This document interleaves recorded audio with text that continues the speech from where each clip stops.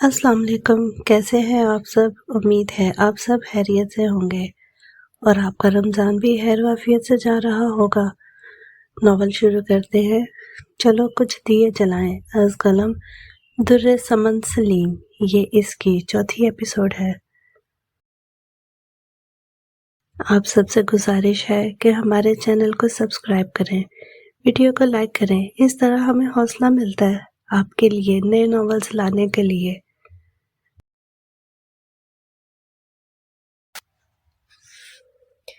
جلدی سے اٹھ جاؤ، ناشتہ ٹھنڈا ہو رہا ہے، وہ اپنائیت بھرے لہجے میں بولا تو اینا بال سمیٹتے ہوئے واش روم کی جانب بڑھ گئی۔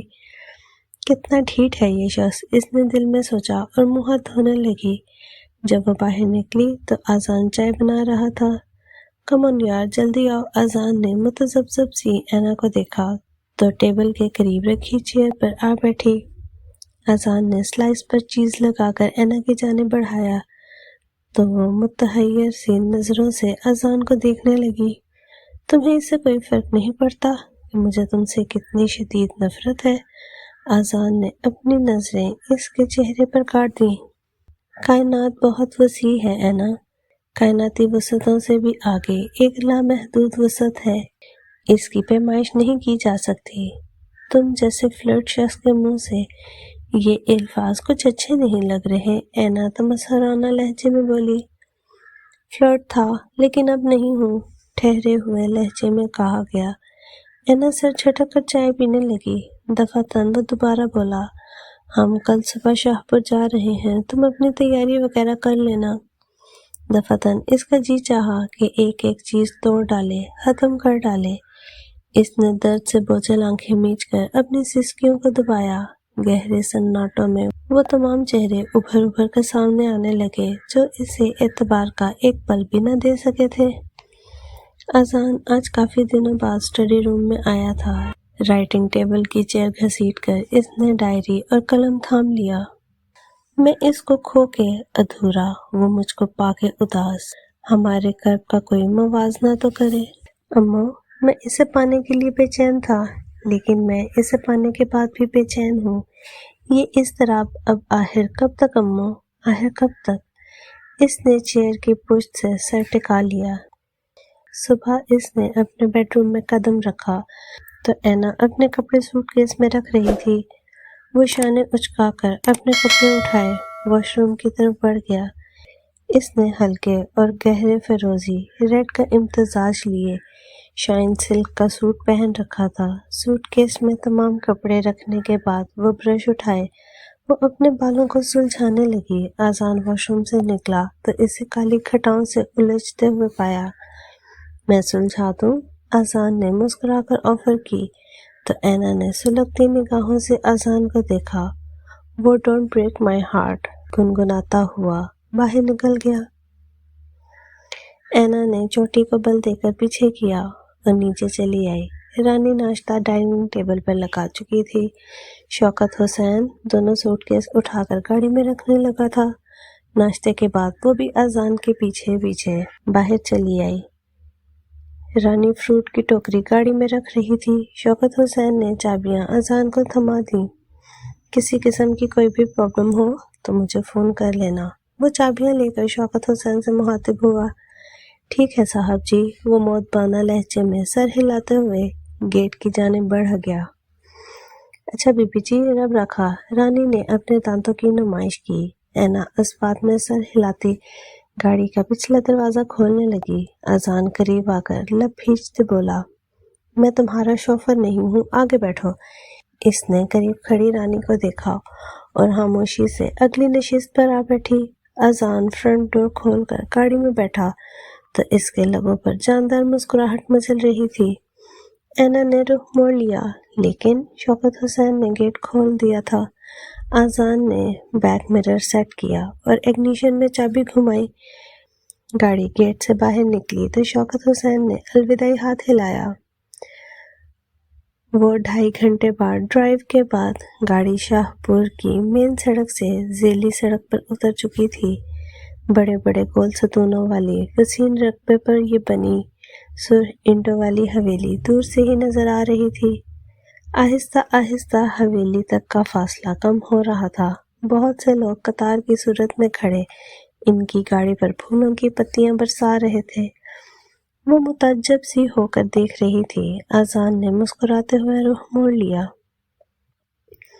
یہ سب ان کے ویلکم کرنے کا انداز ہے۔ اینا متحیر سی دیکھے گئی۔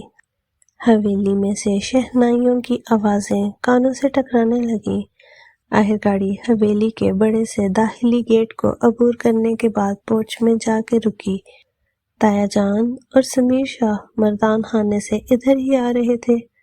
او میرا شیر پتر، تایا جان خوش دلی سے اذان کو سینے سے لگا لیا۔ اور بھئی دھی رانی کیسی ہے؟ انہوں نے اینا کے سلام کا جواب دیتے ہوئے اس کے سر پر محبت بھرا ہاتھ رکھا تھا۔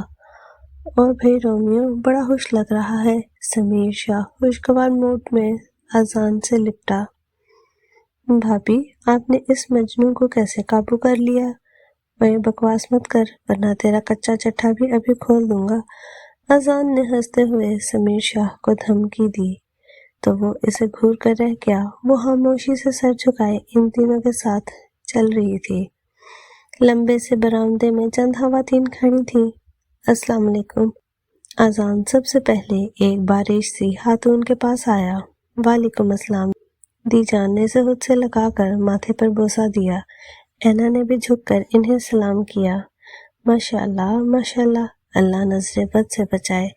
دی جان نے اینا کو شانوں سے تھام کر خود سے قریب کیا اور اس کی پیشانی چوم لی اور مٹھی میں دبے ہوئے کئی ہرے ہرے نوٹ ان دونوں پر وارے۔ تائی اماں نے آگے بڑھ کر دونوں کو پیار دیا۔ ارے لالا کی جان ادھر آؤ نا۔ اذان نے تائی ماں کے پیچھے کھڑی مریم کو خود سے قریب کیا۔ بھئی یہ ہے تمہاری بھرجائی۔ اذان نے مریم کا ہاتھ تھام کر اینا کے قریب کیا۔ سنو، میں اذان کی لاڈلی اور اکلوتی بہن ہوں اور تمہیں بھابھی کہنے کے بجائے صرف اینا کہوں گی، منظور ہے نا؟ مریم اینا کے گلے میں باہیں ڈالے اپنائیت سے بولی تو اس نے حیرت سے پڑ پڑ بولتی ہوئی روشن آنکھوں والی پیاری سی لڑکی کو دیکھا۔ ویسے لالا نے تمہارے بارے میں بالکل ٹھیک کہا تھا، خوبصورت، اداس، خوفزدہ، وہ بھی 20ویں صدی کی طرح۔ وہ ہونٹوں پر مسکراہٹ بکھیرے رازدارانہ لہجے میں بولی تو اینا سر جھکا گئی۔ بہو رانی یہ سب باہر کھڑے لوگوں میں تقسیم کروا دو۔ دی جان نے سارے نوٹ تائی ماں کو تھما دیے اور مریم سے مخاطب ہوئی۔ مریم بیٹی وہ دوپٹہ کہاں ہے؟ ابھی لائی دی جان۔ چند لمحوں کے بعد مریم اس سرخ کامدار دوپٹہ لیے برآمد ہوئی۔ دی جان نے وہ دوپٹہ مریم سے لے کر اینا کو اڑا دیا۔ بیٹی یہ دوپٹہ اذان اور مریم کی مرحومہ ماں کا ہے، لیکن اب یہ تمہارے سر پر ڈالا ہے، اس دوپٹے کی لاج رکھنا۔ دی جان کی آنکھوں میں نمی تیرنے لگی۔ وہ گنگ سی حیران نظروں سے سب کے چہرے دیکھ رہی تھی۔ اسی آسنا میں دو لڑکیاں نوکرانیاں مٹھائیوں کا بڑا سا تھال اٹھائے قریب آئیں۔ ہمارے ہاں رواج ہے، نئی نویلی بہو جب سسرال کی دہلیز پر قدم رکھتی ہے تو اپنے سرتاج کا منہ میٹھا کرواتی ہے۔ قریب کھڑی تائی ماں نے اس کی معلومات میں اضافہ کیا۔ اس نے بے بسی سے سر اٹھایا۔ اذان مسکرا رہا تھا۔ اینا نے بمشکل اپنے اندر کے اشتعال کو دبایا اور گلاب جامن اٹھا کر اذان کی جانب بڑھایا۔ دی جان کوئی اور رسم ہے تو وہ بھی پوری کر لیں، میں یہی ہوں۔ اس نے معائنی خیز مسکراہٹ کے ساتھ دی جان سے سرگوشی کی۔ بے شرم کہی کہ، دی جان نے مسکراہٹ دباتے ہوئے کہا۔ بہو رانی دلہن کو کمرہ دکھا دو، لمبے سفر سے آئی ہے، تھوڑی دیر آرام کر لے، تھوڑی دیر میں ویسے بھی مہمانوں کی آمد شروع ہو جائے گی۔ دی جان کے لہجے میں اینا کے لیے پیار ہی پیار تھا۔ تائی ماں اور مریم اسے کمرے میں لے آئیں۔ بیڈ کے ارد گرد تازہ موتیے کی کلیوں اور گلابوں کے پھولوں کی لڑیاں لٹک رہی تھیں۔ پورے کمرے میں پھولوں کی بھینی بھینی خوشبو چھائی ہوئی تھی۔ بیڈ پر بھی جا بجا گلاب کی پتیاں بکھری ہوئی نظر آ رہی تھیں۔ اینا سمٹ کر بیڈ پر بیٹھ گئی۔ اچھا دھی رانی تم مریم سے باتیں کرو، میں بھی آئی۔ تائی اماں مسکرا کر باہر نکل گئی تو مریم اس کے پاس آ بیٹھی۔ اینا کیسے لگے تمہیں میرے لالا؟ مریم نے اس کا ہاتھ تھاما تو وہ شیشو پنج میں بڑھ گئی۔ اینا تم یہاں آ کر خوش ہونا؟ مریم نے اس کی خاموشی نوٹ کرتے ہوئے استفسار کیا تو اس نے نہ چاہتے ہوئے بھی ہولے سے سر ہلایا۔ تم سب کے استقبال نے مجھے حیران کر دیا۔ ارے تم ہو ہی اتنی پیاری کہ تمہیں دیکھ کر ہی پیار آنے لگتا ہے، مریم نے اس کی تھوڑی کو چھو کر خوش دلی سے کہا۔ دھیان سے یہاں بیڈ پر رکھ دو۔ تائیماں دو ٹوکریوں کے ساتھ داخل ہوئی۔ ان دونوں کے ہاتھوں میں تائیماں دو نوکرانیوں کے ساتھ داخل ہوئی۔ ان دونوں کے ہاتھ میں چند ڈبے تھے جنہیں وہ احتیاط سے بیڈ پر رکھنے لگی تھیں۔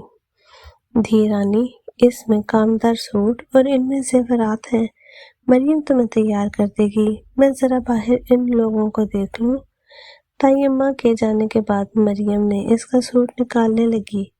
میرون اور گولڈن کامدار روایتی شرارہ دیکھ کر اسے وحشت ہونے لگی۔ مریم یہ تو بہت بھاری ہے۔ ارے کوئی بھاری واری نہیں ہے، دی جان نے بہت چاؤ سے بنوایا ہے تمہارے لیے، تم جلدی سے چینج کر لو، میں تب تک زیورات نکالتی ہوں۔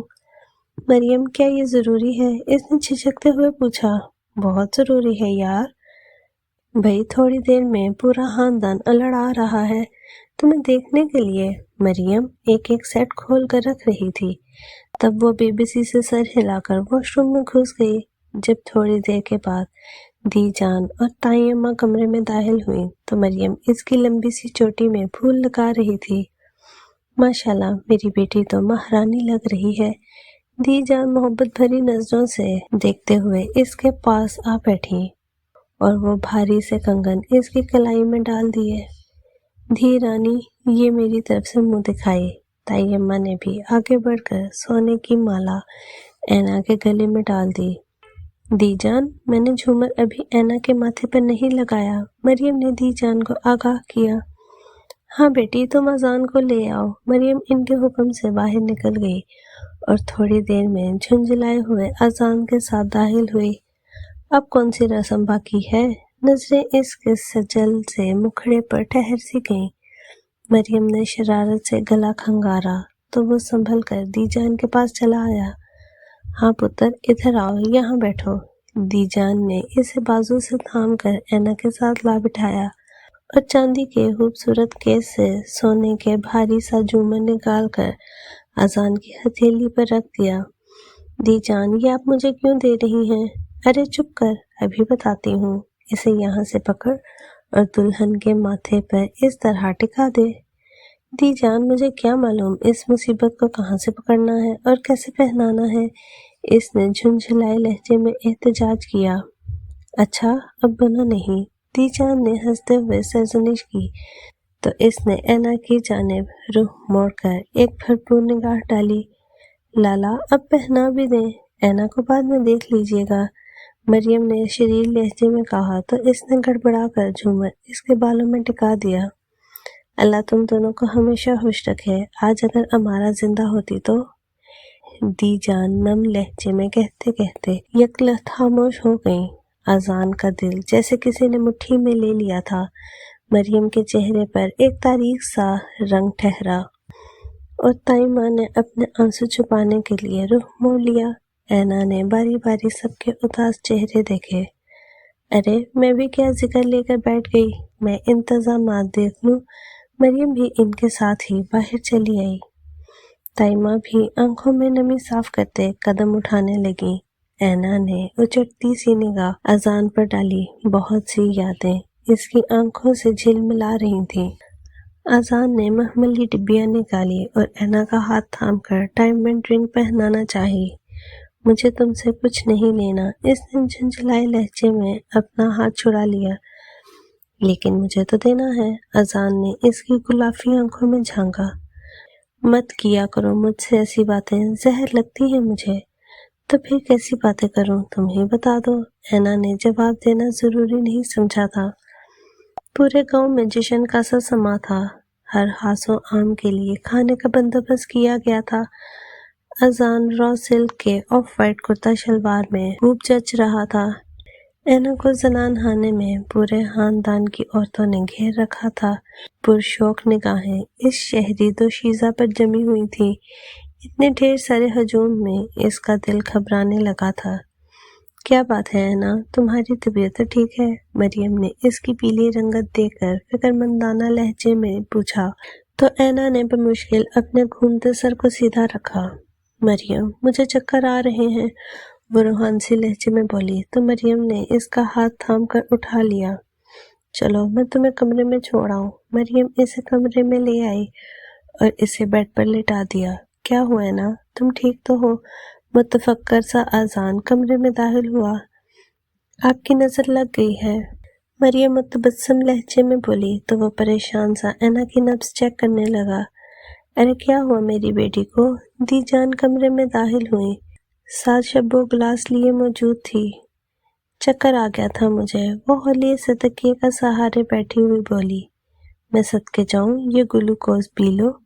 دی جان شبو کے ہاتھ سے گلاس لے کر اس کے پاس آ بیٹھی تو وہ بے اختیار ہاتھوں میں چہرہ چھپا کر رونے لگی۔ پتہ نہیں یہ آنسو غیروں کی محبت پہ تھے یا اپنوں کی بے حسی پر۔ ارے میری بچی، ہے تو ہے، کچھ تو بتا، آخر ہوا کیا ہے؟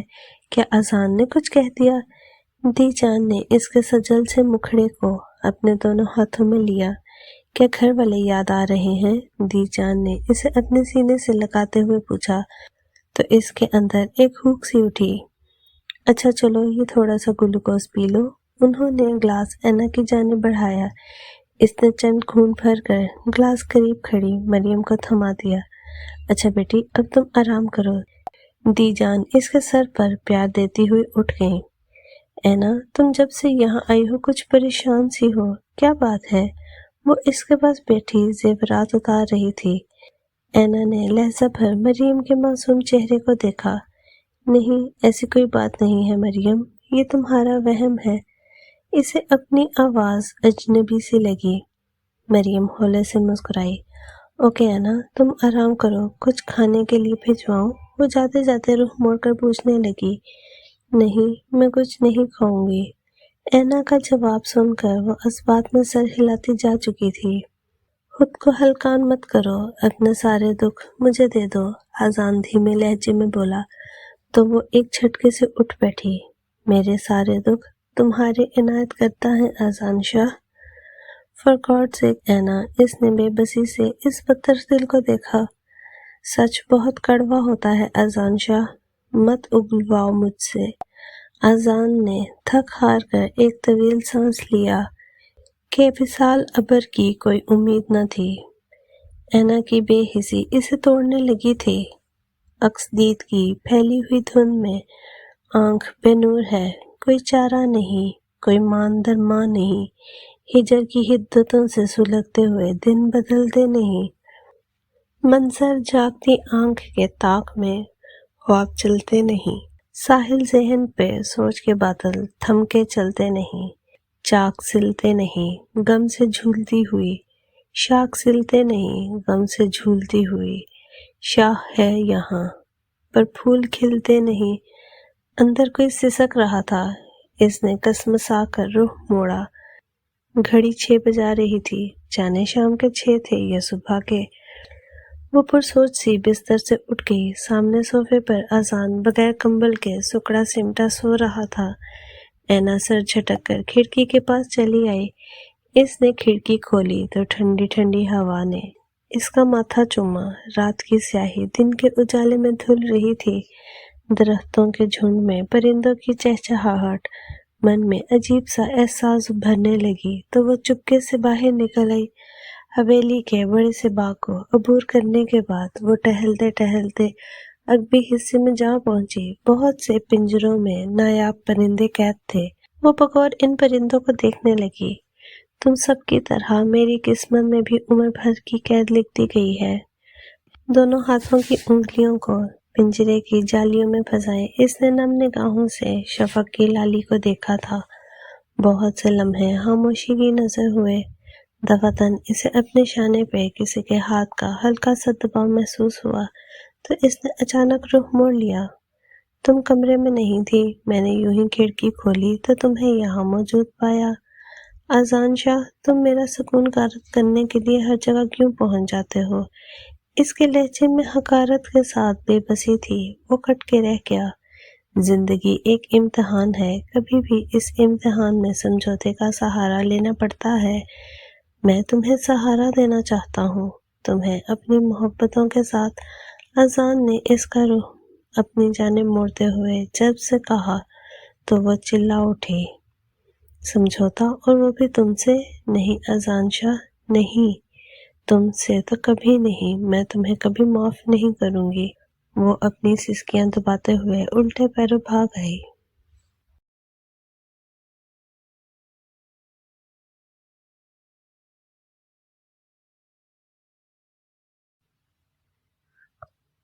انہیں شاہ پور آئے ہوئے تقریباً 20-25 دن ہو چکے تھے۔ ایسے میں تایا جان کی شفقت، سمیر شاہ کی دلچسپ باتیں، مریم کا دوستانہ لہجہ، تائمہ اور دی جان کی حد درجہ محبت نے اس کے من میں ہر دم چھپائی رہنے والی یاسیت کو قدرے کم کر دیا تھا۔ سب کچھ سچ مان لینے کو جی چاہتا تھا، مگر اذان شاہ؟ اسے دیکھ کر محروم تمنا کا سناٹا اینا کی روح میں اترنے لگتا تھا، اور اب وہ ماتھے پہ تیوریاں ڈالے ڈریسنگ ٹیبل کے سامنے بیٹھی جھنجھلاتے ہوئے دی جان کے حکم کے مطابق بھاری سے زیورات پہن رہی تھی۔ آذان بیڈ کی پشت سے ٹیک لگائے آئینے میں اس کی ناگواری کے واضح تاثرات دیکھ رہا تھا۔ ارے لالا، آپ ابھی تک تیار نہیں ہوئے؟ مریم دستک دے کر اندر داخل ہوئی تو آذان کو یوں ہی بیٹھے دیکھ کر حیرت سے بولی، اینا تو تیار بھی ہو چکی ہے اور آپ ابھی تک یوں ہی بیٹھے ہوئے ہیں؟ بھائی میں تمہاری بھرجائی کو دیکھ رہا تھا۔ عمر پڑی ہے، دیکھتے رہیے گا۔ فی الحال آپ جلدی سے تیار ہو کر آئیے، وہاں سکینہ پھپھو دعوت میں ہمارا انتظار کر رہی ہیں۔ مریم نے کڑی تیوریوں سے یاد دلایا۔ واپسی پہ سمیر شاہ نے اذان کے کہنے پر اپنے آبائی قبرستان کی طرف جانے والی کچی پکی سڑک پر گاڑی ڈال دی۔ لالا، صبح آ جائیں گے، اب تو ویسے بھی دیر ہو رہی ہے، مریم نے رسٹ واچ دیکھتے ہوئے زیر لب کہا۔ لیکن میں ابھی جانا چاہتا ہوں، اس کا لہجہ حتمی تھا۔ مریم خاموش ہو گئی۔ لیڈیز نیچے اتریں اور یہاں سے پیدل چلنے کے لیے تیار ہو جائیں، سمیر شاہ نے کچے راستے پر گاڑی روکتے ہوئے خوشگوار موڈ میں کہا تو وہ بھی مریم کے ساتھ نیچے اتر آئی۔ سورج کی نارنجی شعاعیں ہولے ہولے سمٹ رہی تھیں اور سبھی اپنے اپنے گھروں کو لوٹ رہے تھے۔ اینا مریم کے پیچھے چھوٹی سی پگ ڈنڈی پر ہانسی سنبھل سنبھل کر چل رہی تھی۔ دور کہیں کچے راستے سے ہاریوں کی بارات واپس جا رہی تھی۔ وہ دونوں آپس میں باتیں کرتے کرتے ان سے آگے جا چکے تھے، جبکہ مریم اینا کی وجہ سے آہستہ آہستہ قدم بڑھا رہی تھی۔ اس نے سمیر شاہ اور آذان کو ندی پھلانگتے ہوئے دیکھا، جسے مقامی زبان میں کھالا کہا جاتا تھا، تو وہ سٹ پٹا گئی۔ مریم، میں کیسے جاؤں گی؟ ارے پگلی، اتنا چھوٹا سا تو ہے۔ دراصل یہ ندی زمینوں کو سیراب کرنے کے لیے بنائی جاتی ہے۔ یہ دیکھو، میں ابھی گئی۔ مریم لمحہ بھر کو رکی اور ایک لانگ جمپ لگا کر دوسری جانب جا کھڑی ہوئی، جبکہ وہ ابھی تک شش و پنج میں مبتلا تھی۔ یار آ جاؤ نا، میری طرح سے چھلانگ لگاؤ۔ نہیں مریم، میں گر جاؤں گی، وہ روحانسی ہو رہی تھی۔ کم آن نینا، کچھ نہیں ہوگا، تم کوشش تو کرو۔ مریم نے اس کی ہچکچاہٹ دور کرنے کی کوشش کرتے ہوئے رسان سے سمجھایا۔ کیا بات ہے، تم لوگ یہاں کیوں کھڑے ہو؟ آذان اور سمیر کو دوبارہ ان کے پاس آنا پڑا تھا۔ لالا، اینا ندی پھلانگتے ہوئے ڈر رہی تھی۔ اس نے لہجہ پر بے بسی اینا کو دیکھا۔ میرا ہاتھ پکڑو، نہیں گرو گی تم۔ آذان نے آگے بڑھ کر ہاتھ بڑھایا تو نہ چاہتے ہوئے بھی اسے آذان کا ہاتھ تھامنا پڑا۔ اگلے ہی لمحے آذان نے اسے اپنی طرف کھینچ لیا تھا۔ اینا کا سہما ہوا وجود اس سے ٹکرایا تو لمحہ بھر کو اس کی سانسیں اتھل پتھل ہو گئی۔ واپسی تک اس کی ٹانگیں شل ہونے لگی تھی۔ پورا آسمان بادلوں سے ڈھکا ہوا تھا۔ رات بھر ہونے والی بارش نے فضا میں خنکی کا احساس بڑھا دیا تھا۔ اور شیر پتر، کیا ضرورت ہے اس خراب موسم میں سفر کرنے کی؟ تایا جان نے سیاہ بادلوں کو دیکھتے ہوئے نرم لہجے میں کہا تھا۔ لاہور کون سا دور ہے تایا جان، 2-2.5 گھنٹے کی ڈرائیو ہے، ہم انشاءاللہ شام 5 بجے تک پہنچ جائیں گے۔ آذان نے رسٹ واچ پر نگاہ ڈالی۔ اچھا بیٹا، اللہ تم دونوں کو خیر و عافیت سے پہنچائے۔ تائی ماں نے ان دونوں کے سر پر محبت بھرا ہاتھ پھیرا۔ دی جان نے آگے بڑھ کر اینا کو خود سے لپٹا لیا۔ میری چندا رانی، اگر میرے بس میں ہوتا تو تمہیں جانے ہی کب دیتی۔ اینا کی آنکھیں بھیگ گئی۔ مریم، میں تمہیں بہت مس کروں گی۔ وہ سوں سوں کرتی مریم کی جانب بڑھی۔ بس میرا رزلٹ آ جائے تو پھر مستقل تمہارے پاس آ جاؤں گی۔ مریم نے اپنی شال اتار کر اسے اڑھا دی تھی۔ وہ خاموشی سے اس بات میں سر ہلا گئی۔ سب انہیں گاڑی تک چھوڑنے آئے تھے۔ اچھا بیٹی، اللہ نگہبان۔ تایا جان نے شفقت بھرا ہاتھ اینا کے سر پر رکھا۔ اوکے بھابی، اس رومیو کو ذرا نکیل ڈال کر رکھیے گا، سمیر شاہ نے ہنستے ہوئے اینا کو ہدایت کی تھی۔ وہ خاموشی سے گاڑی میں بیٹھ گئی۔ آذان بھی ان سب سے مل کر ڈرائیونگ سیٹ پر آ بیٹھا تھا۔ ہلکی سی بوندا باندی شروع ہو چکی تھی۔ اس کی ریڈ مرسیڈیز درختوں کے جھنڈ کے درمیان راستے سے گزرتے ہوئے حویلی کا داخلی گیٹ عبور کر چکی تھی۔ آذان نے اچٹتی سی نگاہ برابر میں بیٹھی اینا پر ڈالی۔ اس کا موڈ بری طرح آف تھا۔ آذان نے ڈیش بورڈ پر نگاہ ڈالی، مگر تمام کیسٹس غائب تھیں۔ اس نے مسکراتے ہوئے ریڈیو آن کر دیا۔ کبھی تو نظر ملاؤ، کبھی تو قریب آؤ، جو نہیں کہا ہے کبھی تو سمجھ بھی جاؤ، ہم بھی تو ہیں تمہارے، دیوانے ہو دیوانے، ہم نے تم کو دیکھتے ہی دل دیا، تم بھی سوچو تم نے ہم سے کیا کیا، میرا دل نہ توڑو، کبھی دل سے دل ملاؤ، ہم بھی تو ہیں تمہارے، دیوانے ہو دیوانے۔ آذان کی مسکراہٹ گہری ہو چکی تھی۔ آخر تم چاہتے کیا ہو؟ تڑح کر جواب کیا گیا۔ جو تم نہیں چاہتی۔ اس کا برجستہ جواب اینا کو سرتا پیر سلگا گیا۔ تم ایک انتہائی ڈھیٹ انسان ہو، اینا نے گویا باور کروایا تو وہ اس کی کیفیت سے ہوش اٹھانے لگا۔ تمہاری رائے مجھے دل و جان سے قبول ہے، اینا نے جھنجھلا کر دوبارہ رخ موڑ لیا، اور تمام راستے وہ خاموشی سے رخ موڑے بیٹھی رہی۔ گاڑی غازی چوک سے ہوتے ہوئے ڈیفنس ایریا کے سی بلاک میں داخل ہو چکی تھی۔ چند لمحوں کی ڈرائیو کے بعد آذان گیٹ پہ ہارن دے رہا تھا۔ شوکت حسین نے گیٹ کھولتے ہوئے ہاتھ کے اشارے سے سلام کیا۔ گاڑی کی آواز سن کر رانی بھی برآمد ہوئی۔ شوکت، گاڑی سے سامان نکالو، اور رانی تم یہ سامان وغیرہ بیڈ روم میں رکھواؤ۔ جی صاحب جی۔ اور ہاں، وہ اندر بڑھتے رکا، خان بابا آیا کہ نہیں؟ صاحب جی، وہ تو پرسوں ہی آ گیا تھا۔ سوٹ کیس اندر لے جاتی رانی نے جواب دیا تو وہ سر ہلا کر اندر بڑھ گیا۔ اینا بھی چھوٹے چھوٹے قدم اٹھاتی ہوئی اندر چلی آئی۔ سلام صاحب، شادی کا مبارکباد قبول کرو۔ ہے مبارک۔ آذان نے والیٹ نکالا اور 500 کا نوٹ نکال کر خان بابا کو تھما دیا۔ اللہ آپ کو خوش رکھے صاحب۔ کیا کھانا پسند کرے گا؟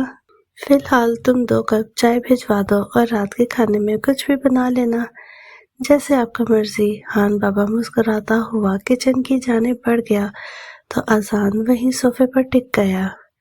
بیٹھ جاؤ، تمہیں کسی نے سزا دی ہے کیا؟ آذان نے گمسم سی کھڑی اینا کا ہاتھ تھام کر بٹھانا چاہا۔ تم کسی سزا سے کم نہیں ہو، اینا کا زہر میں ڈوبا جواب سن کر آذان نے ایک بے ساختہ قہقہہ لگایا۔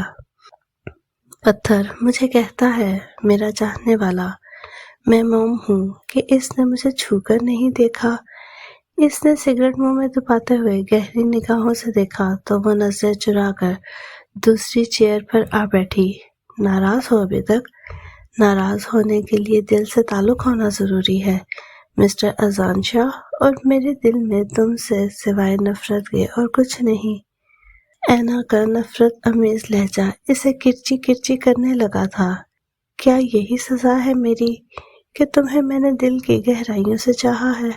وہ مضطرب سا اٹھ کر لاؤنج کی گلاس وال کے قریب چلا آیا۔ لہجے میں بے بسی تھی۔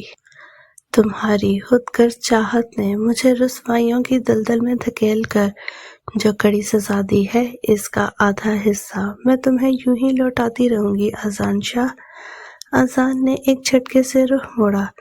प्लीज ऐना, खुदा के लिए मेरी हान बाबा को देखकर इसे एकदम खामोश होना पड़ा। कोई और हुक्म साहब?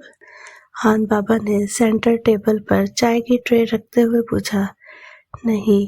हान बाबा इस बात में सर हिलाकर दोबारा किचन की तरफ चल दिया तो ऐना अपना कप उठाकर बेडरूम की तरफ बढ़ गई। आजान ने ग्लास वॉल से लॉन में लगे एरोकेरिया, फिग ट्री, मॉन्स्टेरिया और डॉल्फिन बाशिया के निखरे निखरे से खूबसूरत पौधों को बेदिली से देखा। जिंदगी तन्हा वीरान सी होकर सिमट गई थी। मुट्ठी में चंद सांसों की तरह वो सोने के पिंजरे में बेबस परिंदों की मानंद कैद होकर रह गई थी। दिन भर खामोश नजरों से इस कैद खाने को तकती रहती। बीबी जी, बाहर कोई कुड़ी लड़की आई है जी, साहब जी का पूछ रही है। रानी ने इसकी सोचों के तसलसल को तोड़ा। तो जाके कह दो इससे कि साहब घर पर नहीं है, इसने उकताए लहजे में कहा था। जी, पर वो कहने लगी कि बेगम साहिबा को बुला दो। अच्छा तुम चलो, मैं आ रही हूँ। ऐना ने रुक कर लम्हा भर आईने में खुद का देखा और नीचे चली आई।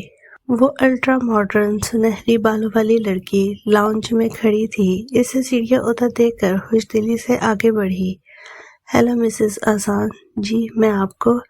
ऐना ने हिचकिचाकर लहजा अधूरा छोड़ा तो मुकाबिल लड़की ने हंसते हुए अपने सुनहरी बालों में हाथ फेरा।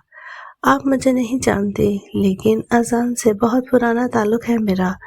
इसने तो बेमुरव्वती की इंतहा कर डाली। चुपके से शादी कर बैठा, बताया तक नहीं। बस सब कुछ अचानक और इतनी जल्दी हुआ कि आप बैठे ना, खड़ी क्यों हैं? थैंक यू मिसेस अजान। रिहा ने गहरी निगाहों से ऐना को बगौर देखा और सोफे पर बैठ गई। क्या लेंगी आप, ठंडा या चाय? अरे नहीं मिसेस अजान, तकल्लुफ में मत पड़े। मैं तो यहाँ ब्यूटी पार्लर तक आई थी। फासला चूंकि ज्यादा नहीं था सो यहाँ चली आई। वैसे आजकल अजान जिम नहीं आ रहा, हैरियत तो है? हम चंद दिनों पहले ही शाहपुर से लौटे हैं, ऐना ने धीमे लहजे में बताया। तो रिहा हौले से मुस्कुरा दी। अजान के पास जिमखाना की मेंबरशिप है, लेकिन वो भी आपको साथ नहीं लाया। रिहा के लहजे में तजस्सुस था। जी, मुझे कुछ खास शौक नहीं है। अरे शौक को छोड़िए और बाहर निकला करें। लाइफस्टाइल चेंज करेंगी तो जिंदगी खुद ब खुद इंजॉय करने लगेंगी। वो अपनाइयत से कहती हुई उठ खड़ी हुई। ओके मिसेस अजान, मैं चलती हूँ। अब तो आना जाना लगा ही रहेगा। इसने ऐना का हाथ थामा। जी जरूर, मैं भी घर में तन्हा बोर होती रहती हूँ। इसने भी अपने सच को दबाए बगैर कहा। ये मेरा कॉन्टैक्ट नंबर है, आप बिला झिझक किसी भी वक्त मुझसे राब्ता कर सकती हैं। रिहा ने अपने शोल्डर बैग से कार्ड निकालकर ऐना को थमा दिया। ओके मिसेस अजान, उम्मीद है आपसे मुलाकात होती रहेगी। रिहा ने मुस्कुराकर ऐना से हाथ मिलाया और बाहर निकल गई। रानी, ओ रानी। जी बीबी जी। क्या ये लड़की पहले भी यहाँ आ चुकी है? ना जी ना, मैं तो इस कुड़ी को आज पहली बारी देख रही हूँ। अच्छा ठीक है, तुम अपना काम करो। रानी कपड़ा हाथ में लिए डस्टिंग करते करते स्टडी रूम की तरफ बढ़ गई। ऐना ने सर सोफे की पुष्ट से टिका लिया। कौन आया था अभी यहाँ? अजान अभी बाहर से आया था। लहजा मुतजस्सिस था। ऐना ने ठिठक कर बगौर इसके तने हुए चेहरे को देखा। मैं क्या पूछ रहा हूँ तुमसे? अजान ने कदरे तल्ख लहजे में दरियाफ्त किया तो वो सीधी हो बैठी।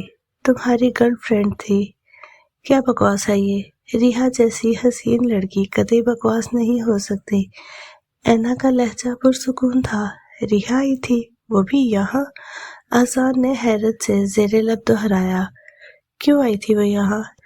ये आप मुझसे बेहतर जानते हैं मिस्टर आजान। स्टॉप इट ऐना, मैं पूछ रहा हूँ वो यहाँ क्यों आई थी। इसके लहजे में गुस्सा, सख्ती और बेबसी सभी कुछ था। ऐना की जख्मी रूह पर जैसे सुकून की फुहार सी पड़ने लगी थी। ٹھیک ہے مت بتاؤ، لیکن میری ایک بات کان کھول کر سن لو۔ ریحا کو میں یہاں دوبارہ نہ دیکھوں۔ اور وہ تنفن کرتا سیڑھیاں چڑھ گیا۔ اینا نے دلچسپ نظروں سے اس کی کمزوری کو جانچا۔ ازانشا، اب تم اس کڑے امتحان سے گزرو گے، اینا تلخ لہجے میں بڑبڑائی تھی۔